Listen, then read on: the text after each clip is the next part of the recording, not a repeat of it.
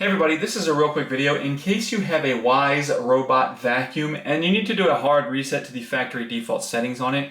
You're going to want to do this for one of two reasons. The first reason is troubleshooting. If this vacuum is not working for some reason, maybe it's not mapping properly, or it's not connecting to Wi-Fi, or it's not pairing or syncing with the app, or any issues like this can very often be fixed with a factory reset.